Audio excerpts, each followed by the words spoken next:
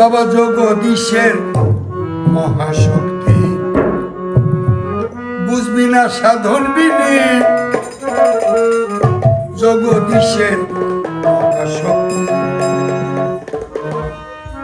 জগদীশ যে পূর্ণ ব্রহ্ম এই বিশ্বাস তোর নাই রে মুনি।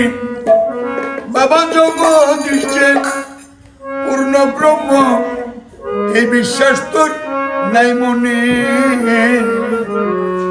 জগদীশের মহাশক্তি, বুঝবি না সাধন বিনে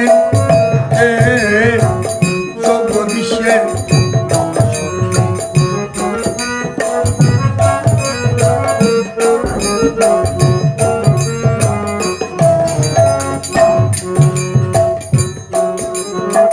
দিবারাত্র 24 ঘন্টার ভিতরে, ওরে দিবারাত্র 24 ঘন্টার ভিতরে 23 ঘন্টায়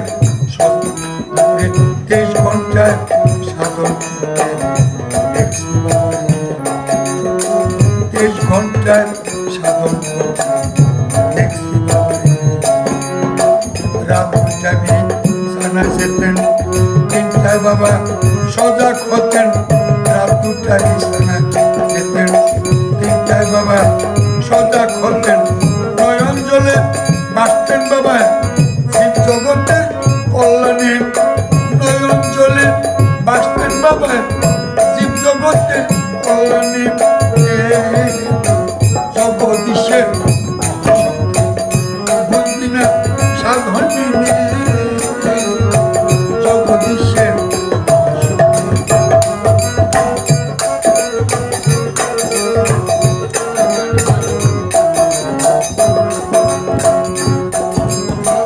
উপাসনায় বসতেন বাবা যখন, উপাসনায় বসতেন বাবা যখন ব্রহ্মের সঙ্গে লীন বাবা হইতেন। ওরে ব্রহ্মের সঙ্গে লীন বাবা হইতেন। বসে বাবা কথা শুনে মিশতেন দয়া ময়ের সঙ্গে। বসে বাবা কথা শুনে মিশতেন দয়া ময়ের সঙ্গে। 4-5 ঘন্টা বসে থাকতেন প্রাণহীন স্পন্দনে। 4-5 ঘন্টা বসে থাকতেন প্রাণহীন স্পন্দনে। জগদীশের শক্তি, বুঝবি না সাধন বিনে জগদীশের শক্তি।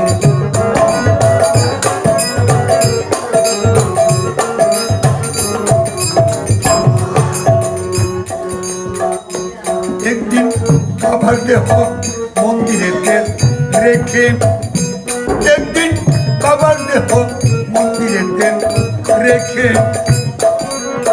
3 ঘন্টা ছিলেন বাবা। 3 ঘন্টা ছিলেন শ্রীরামচন্দ্র ছিলেন সাথে। যা দেখেছেন নয়নেতে শ্রীরামচন্দ্র ছিলেন সাথে। যা দেখেছেন নয়নেতে লিখে গেছেন বাবা গ্রন্থে পাঠ করতে ভক্তগণে। লিখে গেছেন বাবা গ্রন্থে পাঠ করতে ভক্তগণে।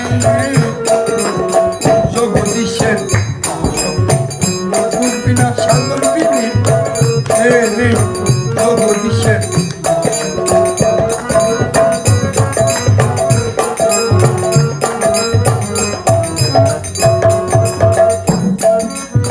একা একা বসে বাবা নির্জনে,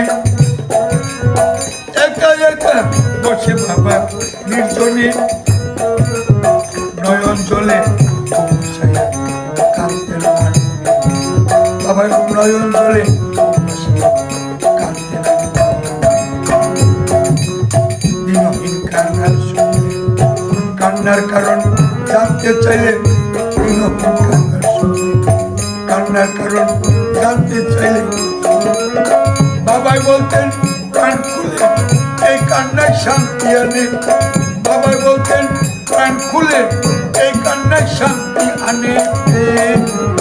জগদীশের বুঝবি না সাধন মিলে জগদীশের